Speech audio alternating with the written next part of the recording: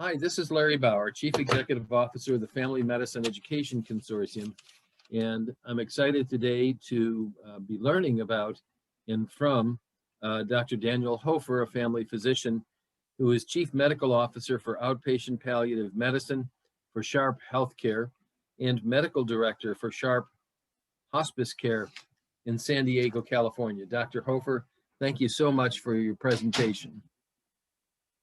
Great, thank you, Larry, and I'm so happy to be here. Today we're going to be talking about geropalliative medicine. And what is geropalliative medicine and why is it so important that we all practice this as palliative providers, primary providers, or specialists? It's the combination of geriatrics evidence-based medicine with palliative evidence-based medicine so that we are certain that we are applying the best medical evidence with patient-centered medical care. Now, people may say, well, we're already doing this, and I hope that this presentation challenges you in some ways you may not have understood before so we can up our game and do a better job with this demographic. So these are my disclosures. I'm a paid consultant for all of these organizations that will not interfere with anything we're doing today.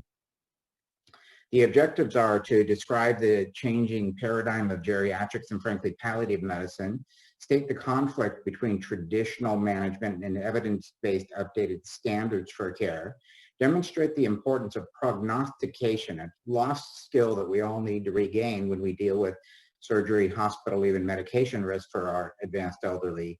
And we should all, by the end of this presentation, be able to name 3 things we would do when we are evaluating our patients, whether it's in our office or in an emergency room or prior to a surgery. It will make us look differently at our patients so that we can do a better job, not only in the medical management, but in the patient-centered nature of our care.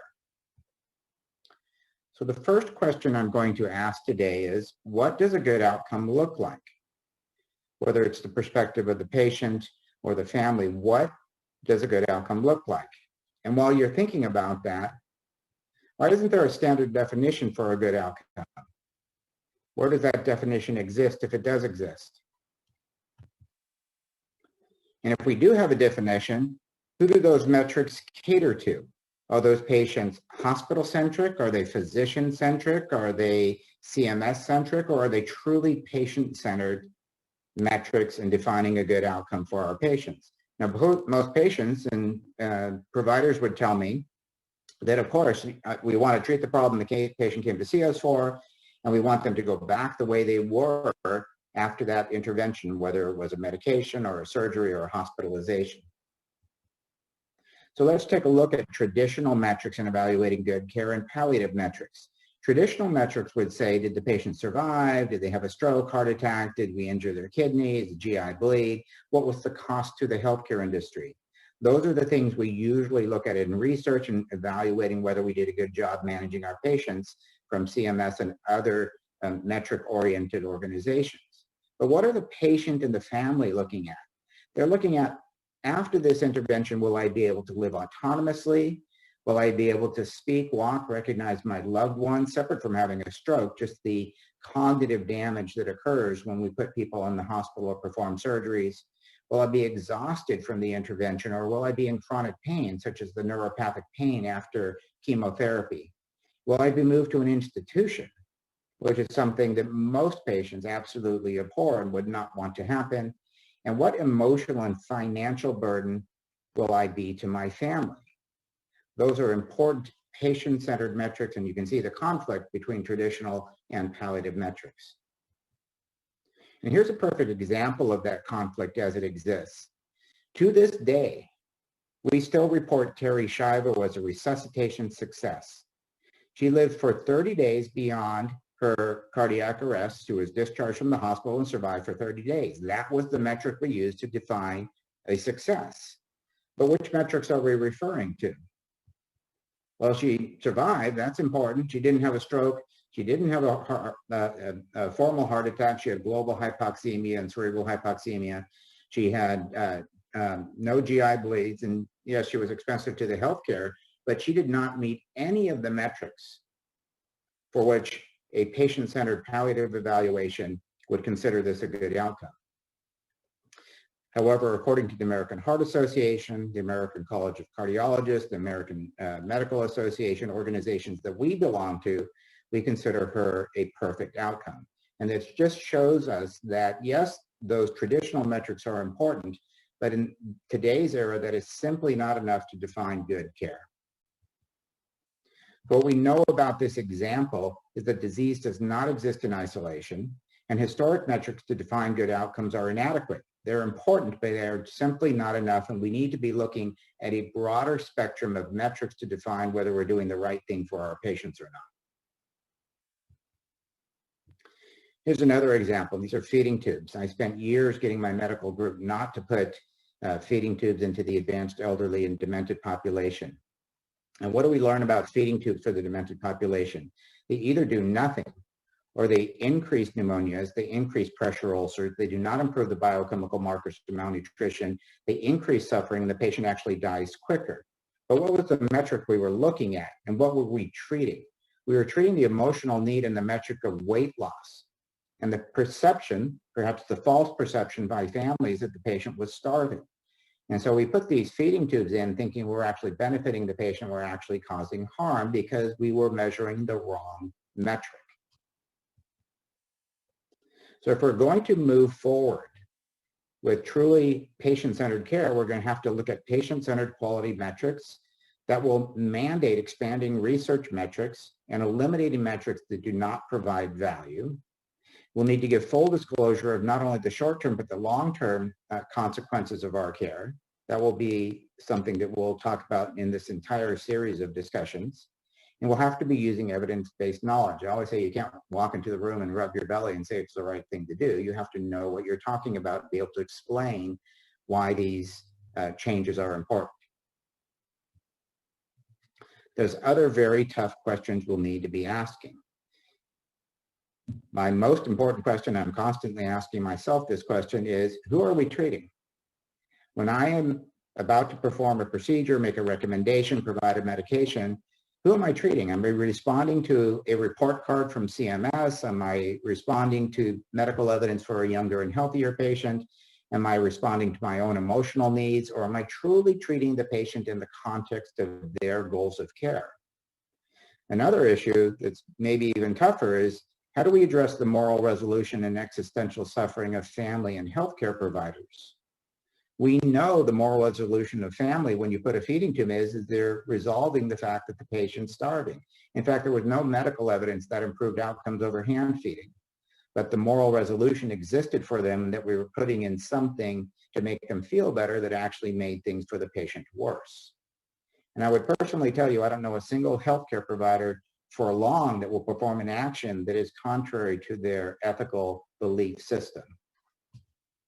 That will mandate we educate ourselves and our colleagues on the importance of understanding geriatric and palliative principles.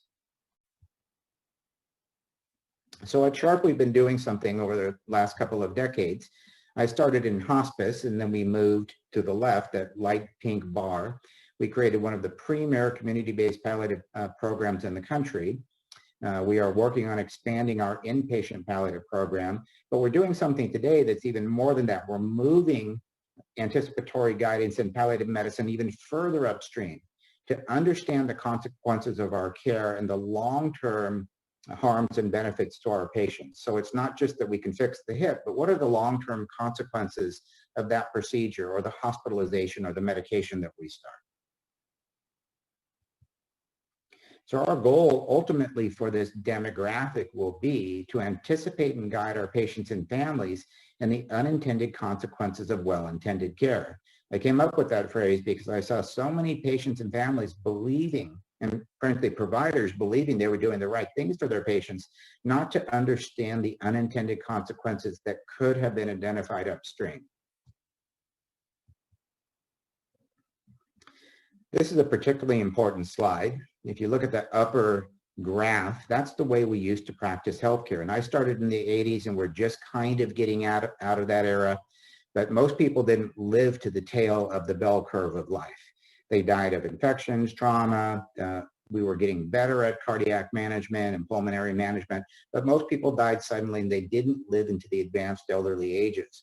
Now we're seeing tons of people that are in their 80s, 90s. I even have centurions in my practice. When I started in the 80s, 1986 in fact, we were pretty excited when we got somebody into their mid-70s. Now, if my patients don't live to their 90s, I look back and see, what did I do wrong? What did I miss? But what's important to realize is that red circle on the bottom, because this is the life cycle as we know it now. And we need to change the way we look at the advanced elderly population, because that red circle was deliberately excluded from research. In fact, for those of us who have worked in this demographic for decades, we called this the throwaway population.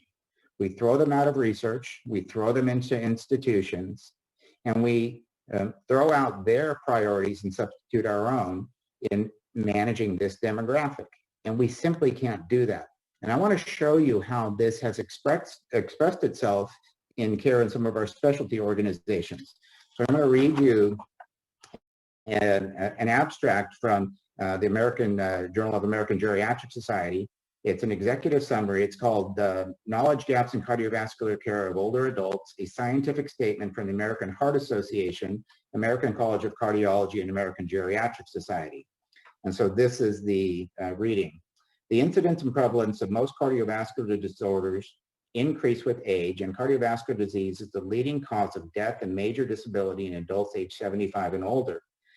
Despite the effect of cardiovascular disease on quality of life, morbidity and mortality in older adults, individuals age 75 and older have been markedly underrepresented in most cardiovascular trials, and virtually all trials have excluded older adults with complex comorbidities, significant physical or cognitive disabilities, frailty, residents in nursing homes, and assisted living facilities. That, in fact, is the demographics I have been taking care of for the last 25 years. They have acknowledged that we really just haven't researched this group. We threw these people out of research because they would skew the results for the body of the patient population that we treat. Now, that may have been okay in the past because there wasn't that many of them, but now there's a vastly growing population of advanced elderly, and we need to do a better job understanding the science behind managing this demographic. I'm going to read the rest of this abstract because it's particularly important. As a result, current guidelines are unable to provide evidence-based recommendations for diagnosis and treatment of older adults typical of those encountered in routine clinical practice. Imagine what the American Heart Association is saying, that we have not done the research to know how to manage these patients properly. That is a fantastic move in the right direction. I applaud the AHA, but that's something we all need to be aware of. Now, I think people are all aware of the SPRINT trial with blood pressure, but the SPRINT trial did exactly what they're talking about here. They excluded all of the advanced elderly population, and we know that in a typical primary care physician's practice, 2/3 to 3/4 of your practice constitute the people who were excluded. So you cannot extrapolate those results back upon this demographic. You need to look at this demographic differently. Now, this abstract goes on to do something which is also remarkable. This is a palliative-minded abstract. It says, a pervasive lack of evidence to guide clinical decision-making in older adults with cardiovascular disease was found, as well as a paucity of data on the effect of diagnostic and therapeutic interventions on outcomes that are particularly important for older adults, such as quality of life, physical function, and the maintenance of independence. And it goes on to talk about the importance of cognitive decline as people age, and how we don't want to be accelerating that decline by fixing an organ system and making their cognition worse. This red circle is the advanced elderly. And now when you look at the advanced elderly, just like when you look at a pediatric population, you can't treat a toddler like an adolescent just because they're all pediatrics. You need to be able to stage your geriatric population, because a pre-terminal patient should not be treated like an elderly patient that does have physiologic and cognitive reserve. And all of these terms will make more sense as we go through the series of talks. So when you do an evaluation on a patient, you need to be looking at all 6 domains, and this is the domains that you'll be referring to. General information: how old are they? Are they male? Are they depressed? disease burden, what's their Charlson comorbidity score, have they had a pressure ulcer, do they have clinically important biomarkers, medications, do they have polypharmacy, for example, anticholinergic burden scoring, at-risk medications, do they smoke, do they drink, do they have any evidence of functional decline or any evidence of cognitive decline? And particularly important as well, or do they have any geriatric syndromes such as frailty, which is a very common and a particularly important geriatric syndrome.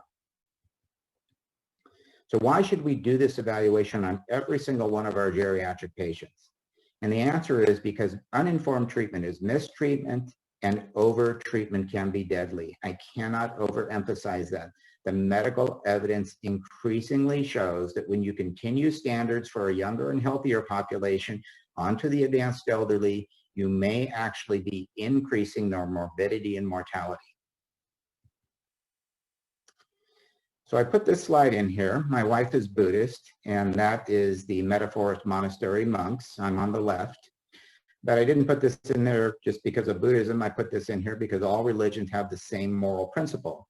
In Buddhism, the moral principle is the principle of right speech, that regardless of whether it's a medical issue or a personal issue of any kind, you have a moral obligation to share information with your patients, with your family, with your colleagues. If that information would change their decision, even if it's a decision that you would not make, and you need to share that information in a timely and in a kind manner. So for example, it's not appropriate to tell a patient that they could have permanent cognitive damage when they're going for their elective hip repair while you're rolling them into the OR about to give them anesthesia. That should have been told, weeks, even months ahead of time so they could decide whether it was worth the intervention. So that's my soapbox. I'm going to give you some real case studies you can think about and see the application of these principles into actual care. So this is a real patient. Her name is Josephina. This is her story from about 7 years ago. She was kind enough to let us take her photo. This is from last year. So Josephina is a 70-year-old female. Spinal stenosis, comes to your office with low back pain with radicular symptoms. She's now moved in with her daughter. She was living with her son. Both were managing her IADLs. She's independent in all ADLs, but she bathes only twice per week and uses a shower chair. So that's what she tells you. She's independent. That, of course, means she has the beginnings of not being independent. She's fallen twice in 6 months. She does not meet phenotypic criteria for frailty. She doesn't have any weight loss. She's active and gets out of the house with help, but she gets out routinely and she enjoys it. Her daughter states that she is just not as strong as she used to be and she can't open jars. She uses the handrail to pull herself upstairs, and now for balance, you can see her medical history. Those are her medications. You can see her vital signs. Her exam is normal except for some temporal muscle wasting. She has decreased grip strength, mildly decreased air exchange, but no rouse, ronchi, or wheezing. Her cardiac exam is normal and no edema. No neurologic deficits except for a foot drop.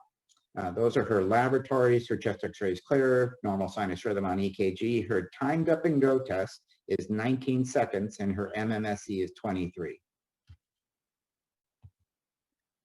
The daughter states that her mother's life would be better if she didn't have sciatica. As well, the patient was just in the hospital for a fall due to her foot drop and was told that she, quote, must have surgery. How many people hear that when they see a patient in their primary care office? The patient must have surgery. She asks you specifically about surgery and states she has heard, quote, bad things about opioids. She's been on those to control her radicular pain, but been very successful. In fact, non-surgical interventions have otherwise had limited benefit. She had multiple attempts with other meds, either made her sleepy or she fell. So what can you tell them about going for surgery? What can you tell them that you probably haven't heard about or that they haven't heard about from their surgeons? And what are her unique risks? And what structured framework would you go to discuss those concerns? And the answer is you look at the 6 risk domains. And what do we know? Let's go back. So she's older, she's female. She does have depression and it is managed. She has polypharmacy for sure. She has an anticholinergic burden score, and we'll talk more about that in a different presentation of 6. Some people would say 7. That's anything above 3 is clinically significant. She's other on psychoactive medications, all of which could be changed or stopped. She has actually good vital signs. Her disease burden is not particularly high. She doesn't have any pressure ulcers. Her biomarkers are not bad. She does have functional decline and she has cognitive decline. That's why we are being asked to do timed up and go tests and cognitive evaluations before surgery. But she also has something else that's particularly important that is extremely common in the geriatric population. She has a geriatric syndrome, and that geriatric syndrome is called sarcopenia, the loss of lean muscle mass over time. This occurs starting at the age of 30. You lose about half a pound of muscle per year. You gain almost a pound of fat on average. It's obviously variable, based on your BMI and your height, all sorts of things, but the average is about a half a pound. And it's an overlap syndrome to frailty and to cachexia. 20 to 50% of your patients aged 80 have sarcopenia, so 2 to 5 out of 10. Particularly common problem. We see it all the time, whether we recognize it is another thing, but we see this issue all the time, and we should be aware of the significance of sarcopenia. This is what sarcopenia looks like internally. So if you look down at your thigh right now and think about what was going on internally 20 years ago and what's going to be going on 20 years from now, the left is when you're younger and the right is when you're older. Why is this particularly important? Because your muscle is secreting hormones called anti-inflammatory cytokines. They're very rapidly degrading chemical markers telling your body how old you are and telling you what risk you are for interventions and procedures. And your fat is secreting pro-inflammatory cytokines, and visceral fat in particular is the bad actor. It secretes a lot of what we call interleukin-6, and that is mediating a lot of chemical reactions that turn into negative outcomes. The way you can evaluate for sarcopenia is to look at the iliopsoas muscle. You can do a CAT scan, you can do a DEXA scan. Most people do neither of those. We use clinical evaluation. We could see that she was having temporal muscle wasting, that she had a hard time opening jars. She needed to help to pull herself up the stairway. So those were signs that she had sarcopenia. If you wanted to do a more formal evaluation, you could get a body composition scale. You could do a DEXA scan. In fact, I think body composition scales will become standard practice in the future across the country. Very valuable in telling us information about our population and their risk of surgeries, interventions, and hospitalizations. So why do we care about sarcopenia? Because the medical evidence shows that sarcopenia is associated with multiple increased outcomes, including more infections, increased risk of pressure ulcers, loss of autonomy, institutionalization, decreased quality of life post-hospitalization, and a significant increased risk of mortality. In fact, for this patient, in thoracolumbar surgery, it's specifically associated with a hospitalization that is probably going to be twice as long. She's going to have 300% more hospital complications, something that most patients would want to know about. And it's almost going to guarantee that she ends up institutionalized, 81%, almost, 4 out of 5 patients will end up in an institution, which is what she particularly wanted to avoid. You can use other prognostic markers to tell this patient what her outcomes are likely to be. Now, most of us look at a statistical marker and say, well, if you have 100 patients and they go for the surgery, 4% of them will have this outcome. These tools are helping you define those patients who are going to have the negative outcome. So in patients with this particular tool made by Mark Sagan, it's an older tool, it's a little bit crude, but it does help you. Any IADL deficiency, cognitive decrease, and older age, she has all 3 of them. No matter what she goes in and to the hospital for, she has over a 50-50 chance, 55%, of some form of functional decline, whether that's a acceleration of her ADL decline, whether that's a prolonged time up and go test, whether she developed urinary incontinence or some other issue that's may be important to her. That is the things that we can be telling our patients when they agree to interventions or procedures that were the unintended consequences of well-intended care. just by doing her timed up and go test in functional dependence, these predict that she will be institutionalized. And what she had told me specifically is what she cared about most at the age of 80 was to be able to be around her grandchildren and her children and just to sit and watch and participate in the conversations with their activities and daily lives. She's lived a beautiful life. She didn't want to go out and travel around the world or do anything particularly more than be at home with her family. So that changes the priority for which we think about sending her for a very major surgery, which is a spinal stenosis surgery.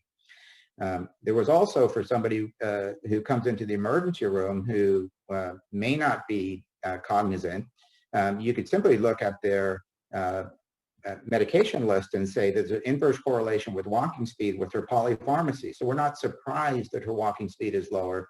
It is statistically significant. So if patients do come into the emergency room and it's not an elective procedure, you can still have some indication of what you can forewarn these patients and families about. So what issues about medications and lifestyle predict cognitive and functional decline? And it's polypharmacy. Polypharmacy is particularly important, particularly problematic in the advanced elderly. Polypharmacy has been associated with a marked increase in the risk of developing hospital-induced delirium and subsequently in developing and prognosticating for functional decline. Now, I can tell you right now, most people and most providers are not following clinical guidelines for the de-intensification of care for their advanced elderly when it comes to things such as diabetes, high blood pressure, anticholinergic burden scoring following Beers criteria. That's unfortunate because that is what's leading to the increased morbidity and mortality.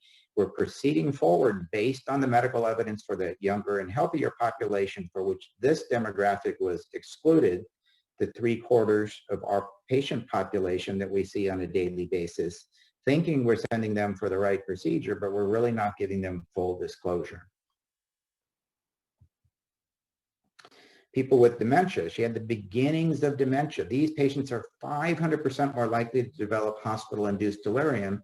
And the third and fourth presentation will be on the importance of understanding this risk and how harmful it can be to patients, even if you fix the organ system problem that you sent the patient to the hospital for. So I told you that what her goals were, and I can tell you that she decided not to go for surgery. We had a long discussion. Suddenly having to have surgery became, well, I'm not going to have surgery. Thank you for telling me the whole story.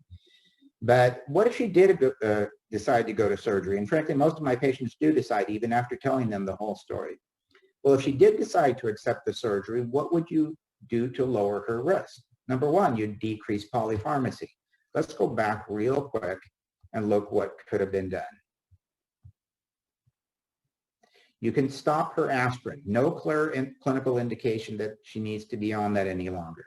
Now, Paxil is an anticholinergic SSRI. It's one of the very few. You could switch her to something like Lexapro or citalopram. Both of those, if she actually needs this, don't have anticholinergic burden.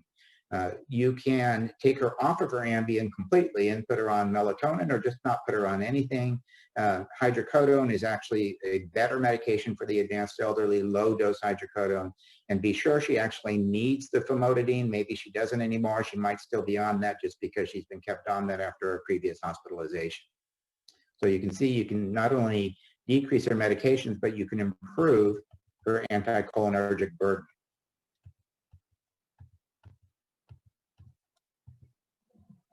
So after decreasing her ACB, you would participate in prehab, and we'll be talking about prehabilitation and much of this information in subsequent presentations.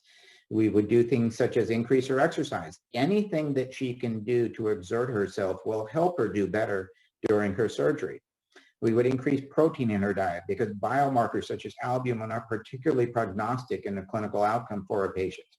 We would use melatonin not just for sleep, but for delirium prevention. Now, this is off-label, but melatonin is such a safe medication, and the research is showing that that may actually prevent delirium and protect her cognition.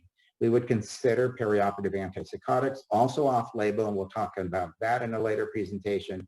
and would most importantly be sure that the patient and family were aware of all patient-centered unintended consequences. They would get full disclosure of the unintended consequences of well-intended care. So I want to tell you what happened with this patient. This patient decided not to go for surgery. We've kept her extremely comfortable with her hydrocodone 10/325 for about 6 years. She came in when she had that photograph taken, and I noticed something about her because she'd been wearing an AFO for quite some time, and I asked her, well, where did your AFO go? And she said, oh, well, I stopped having the foot drop, so I got rid of the AFO. Now, that's number one. Number two is a couple of months ago, I called her. She was having some right-sided chest wall pain, and I asked her several questions, and I asked her, how do you respond in your chest wall pain to your hydrocodone? And she told me, oh, I stopped my hydrocodone several months ago because I wasn't having any pain. So 6.5 years ago, she was being told she had to have surgery by multiple providers. 6 years later, she doesn't have an AFO and she doesn't have any pain related to that exact same problem. And we've protected her cognition. We've protected her from the risks, the unintended consequences of well-intended care. So here's another study, a case study. This is an 83-year-old male with severe frailty, declining health, comes to your office with severe pedal edema, cognitively intact, able to move slowly from room to room with his front wheel walker. Echocardiogram showed moderately severe aortic stenosis, referred to a cardiologist for possible procedure. He sleeps in a recliner to help him breathe. Those are his medical problems. You can see his medications. Has a BMI of 21, but he has severe pedal edema. A stage 3 sacral ulcer is healing. Labs are all normal, but he has a precipitously dropping total cholesterol that's now down to 68. He was on a statin, which I actually had to get his cardiologist to stop. That was his total cholesterol was 68. That's not an error. That's not his LDL. That's his total cholesterol. He's cachectic appearing. Dropping LDLs are a clinical criteria for admission to hospice, by the way, so it is a warning sign. And in fact, this is the story of my father. That story came from the middle picture. But before we move forward, I'm going to ask you a particularly important question to test your skills. In which one of these photographs is my father frail? And maybe more than one. And there's only one correct answer to this question. I'll give you a chance to think about it. And the answer is that under no circumstances can you know if a patient is frail by just looking at them. You absolutely need to do a proper phenotypic or index evaluation. In fact, my father is frail in all three of these photos. And you couldn't know if he wasn't just sleeping and had sarcopenia in the right picture or in the middle picture. He could still be active, he could still be engaged, he could still have his grip strength, as do many of our COPD patients. But in fact, in that left picture and in subsequent photographs, he had all 5 phenotypic criteria for frailty. He had unintended weight loss. He had actually gotten a personal trainer because he'd recognized he was losing his muscle strength and he was getting weaker. He had a slowed walking speed. He used to walk with my mom for a couple of miles. I asked her what happened to Dad, and he said, oh, he'll sit about a quarter mile in and I'll keep walking and catch him on the backside. But he's gotten so slow, I just go walk on my own. He never flew again. See that bar up in the left corner of the picture? That's from a Cessna 172. That was the last flight my father ever took. He was a commanding officer in the Navy. He flew for United Airlines. He spent his lifetime flying. It was his joy and passion. That was his last flight ever because it exhausted him to go out and do the one thing he enjoyed the most. And his activity level decreased significantly. He mostly sat around the house, eventually walking from room to room with the front wheel walker, evolving to the middle picture. He didn't go out to eat anymore, which he used to do 2 or 3 times a week, maybe 2 or 3 times a month. All 5 phenotypic criteria. And that's unfortunate because most people don't recognize frailty way too far into the process instead of realizing what was going on earlier so you could do something about it. In fact, my father was already going to do something, which is he got a personal trainer and he was eating properly I gave him some pointers as well once I realized what was going on. But that's something we usually miss. And people should think of frailty like bone density. The sooner you catch the problem, the better you'll be able to do to help these patients to do better. So my father, you're his doctor. My dad gets a palliative consultation from his primary care physician and asks you about the risks of surgery or medical management. He's been found to have aortic stenosis, and he's got all this swelling in his legs that he would like to get rid of. What can you tell him? Use the 6 domains again. He's older and he's male. He's not depressed. He has a somewhat lower BMI. The nadir of mortality for the older population is 22 to 27. Some people would put it up at 25 to 30, but he was on the lower side. He did have this incident sacral ulcer, which is very concerning, and he had a Charlson comorbidity index of 7 adjusted for age. He had polypharmacy. That is concerning. The one thing that fools people the most is his cognition was perfectly intact, but his functional status was absolutely deteriorated. In that middle picture, my mother was doing all of the IADLs, and he had deterioration in all 5 ADLs: bathing, grooming, dressing, toileting, transferring, ability to walk across a room. And the only one that wasn't significantly affected but was slowly being affected was feeding. He wasn't even able to do a timed up and go test. It took too long. By the time he got up and he had to use his arms to get out of the chair, which negates the test. And he had 5 out of 5 frailty characteristics. That means before his procedure, in 5 categories of 6, he had risk. And most people don't look at that, unfortunately, to say, well, if there's a 10% probability of this event, this patient may be the one.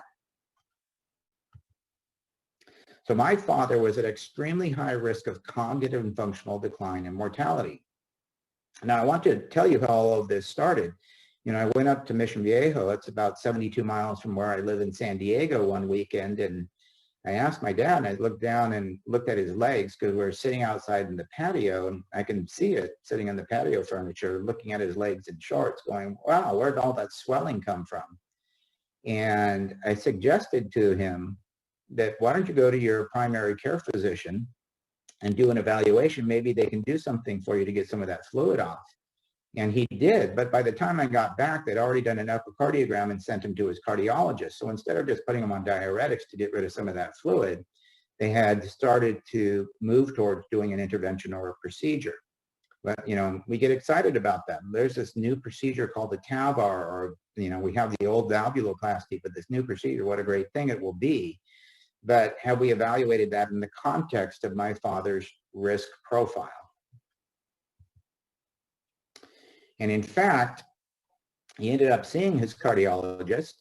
And I want to tell you that part of the story. So I went up a couple of weeks later and I asked my father, you know, I know you've seen your cardiologist, but in the context of your geriatric frailty, what did your cardiologist tell you? And my father was a commanding officer. He was not unclear when he spoke. He was a captain on a major airline. He was not unclear when he spoke. And when I asked him that question, he could not respond clearly. So I asked permission to call his cardiologist, and I spoke to the cardiologist, very kind man, extremely intelligent, but I asked him twice in the context of my father's geriatric frailty syndrome, what do the outcomes look like? And he couldn't respond.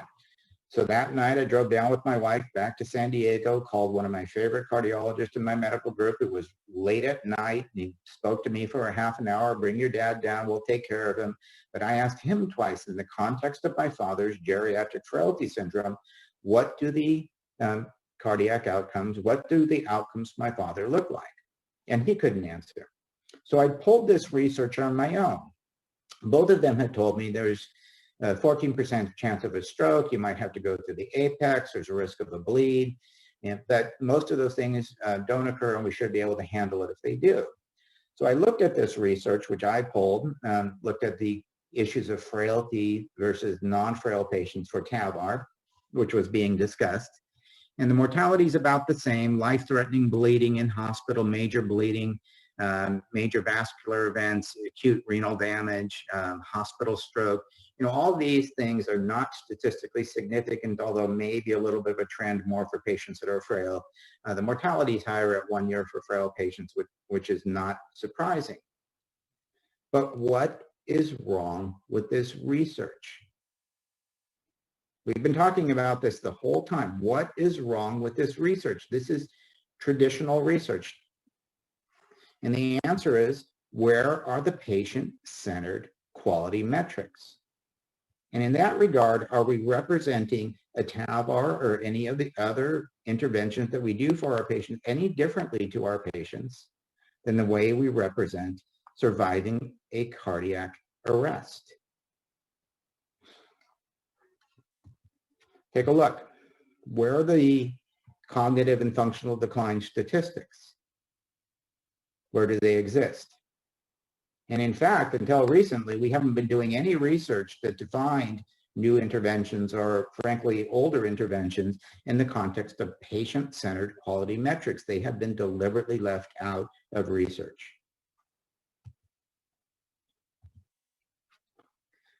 So we have to ask ourselves, how did we get here?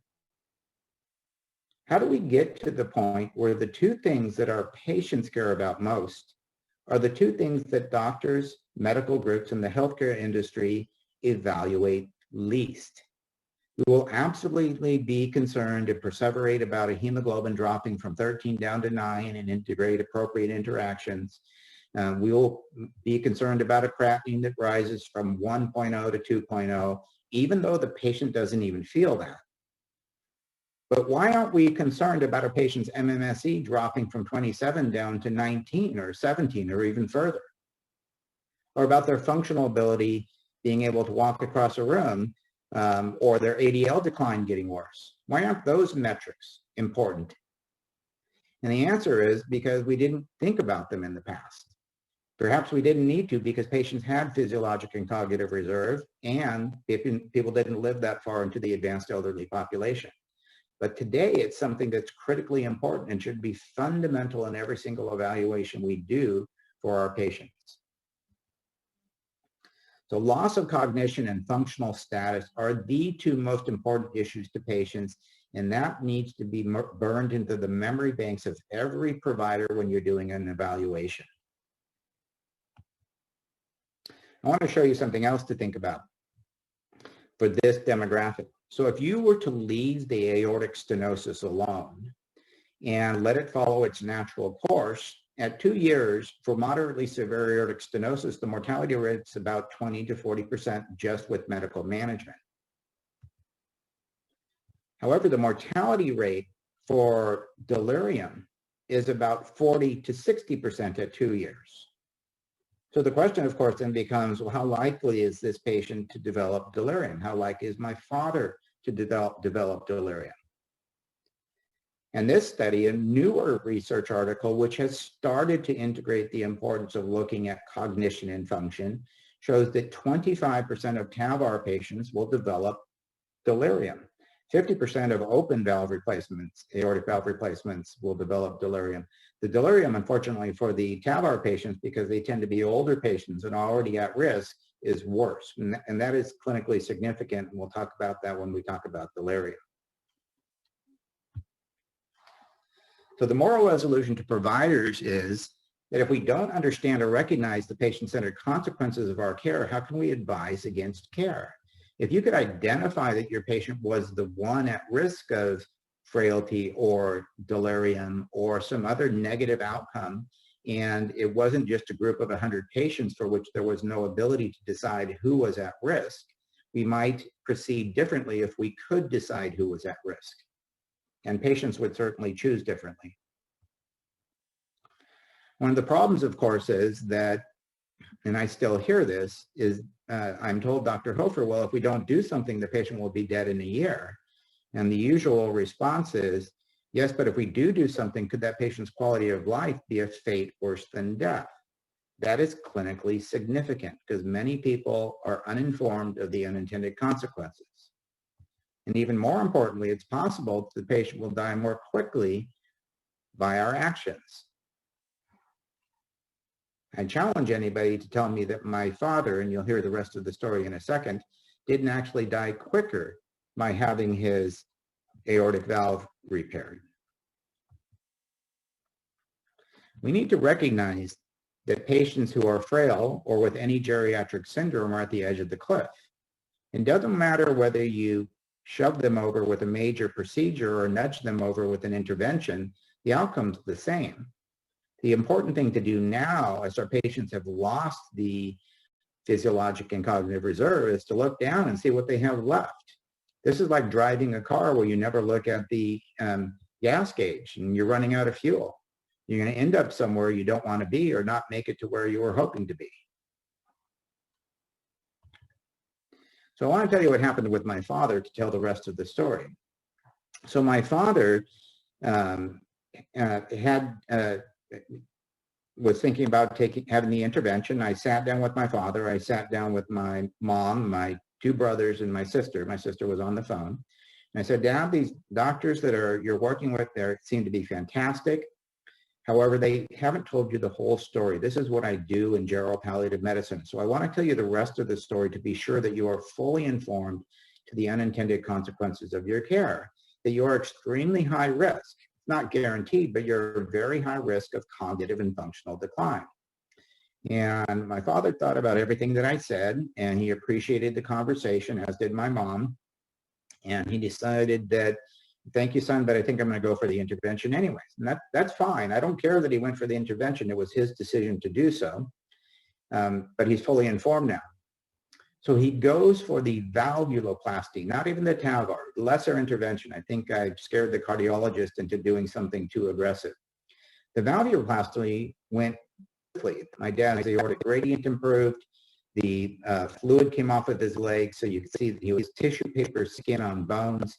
We did a thoracentesis and got another liter of fluid off of his lungs. We gave him his epogen, and his hemoglobin went from 9.4 to 10.6. His cardiac metrics were outstanding. However, as predicted by prognostic modeling, my father never walked again. He became a two-person assist from wheelchair to bed for the rest of his life. In fact, he also... Yeah. And I'm going to interrupt. For some reason, your sound just went all warbly. So I haven't moved. I'm not sure. No, I know you haven't. I've been watching. Now you're very clear. But there's about a 1 minute piece that you just went over that people will not be able to make out. So I'm going to ask you to go back. We can cut all this out, trim it out. It won't be a problem. But go back. No, not. Hold on. Okay. Go forward. Okay. Start from there. Start from here. Yeah. From here? Okay. Yep. Okay. You ready? Yes. Okay. So I hear this all the time, unfortunately, still, which is if we don't do something, the patient will be dead in a year. I get that. But the next question that you have to ask is, but if we do something, could the patient's quality of life be a fate worse than death? And the person to ask is the patient. They need to balance those risks and benefits with the risk of mortality. The quality of the remaining life that they have is for them to decide. And another question you have to ask, is it possible that the patient will die more quickly by our actions? Now I'm going to show you something that will challenge whether my father actually died more quickly by having the intervention than by just treating it medically. So we need to recognize that patients who are frail, and frankly with any geriatric syndrome, they're at the edge of the cliff. It does not matter whether you shove them over with the major intervention or nudge them over with a minor intervention. The outcome is the same. The important thing to do today is to look down and see how close to the edge of the cliff they are at. This is like a gas gauge on a car, and you want to drive where you better know how much gas is in the fuel tank. And we don't usually look at the gas gauge when we go for a procedure or an intervention. Our moral resolution exists by thinking that if we fix the organ system, that will solve the problem. And in many cases, it may fix the organ system, but it massively accelerates the geriatric syndrome. So what happened? So I talked to my father, and he was, very clear about what he wanted. I ended up going back up to Mission Viejo and explained to them with my two brothers and sister what the risk was. My father listened very closely. My mother listened and said, well, thank you for the information. I think I'll go ahead with the procedure, which I'm totally fine with because he was now fully informed. And he had his valvuloplasty. I think I scared the cardiologist into avoiding a TAVR. And his aortic gradient improved beautifully. The fluid came off of his legs, and you could see that it was tissue paper skin on bone. His ejection fraction improved. We took a liter of fluid off of his lungs via thoracentesis, gave him some epogen, and his hemoglobin went from 9.4 to 10.6. And so his cardiac metrics improved perfectly. The problem is the human being around the cardiac metrics didn't do so well. And as predicted by prognostic modeling, my father never walked again. He became a two-person assist from wheelchair to bed. So the autonomy of being able to walk across the room with his front wheel walker just to go to the bathroom was taken away. That was something that was horribly undignified to him. As well, my father became so delirious for the first 2 months that we put him on hospice thinking we were going to lose him completely. And he never came back in his cognition to where he was before. Every family member said something different. My mother said he was sundowning every night. He clearly was not awake and alert for as many hours during the day. And then again, at the last couple months, he wasn't there. He'd be there every other day. He couldn't focus. And I could see, and only one brother felt he was lucid, but he was lucid for very brief periods. And he died 9 months later. Now, I challenge anybody. Who can tell me that my father didn't die quicker because he was sent for the procedure? You can't do that. Not if you follow the medical evidence of understanding geriatric syndromes. So this is a lost art in healthcare, the ability to prognosticate. And it has been the most important skill since Hippocratic times. And I want to read you this quote. It is a most excellent thing for the physician to cultivate prognosis by foreseeing and foretelling the patient, by foreseeing and foretelling the present, the past, and the future, and explaining the omissions for which patients have been guilty of, he or she will be more readily believed to be acquainted with the circumstances of the sick, so that men and women will have the confidence to entrust themselves to such a physician.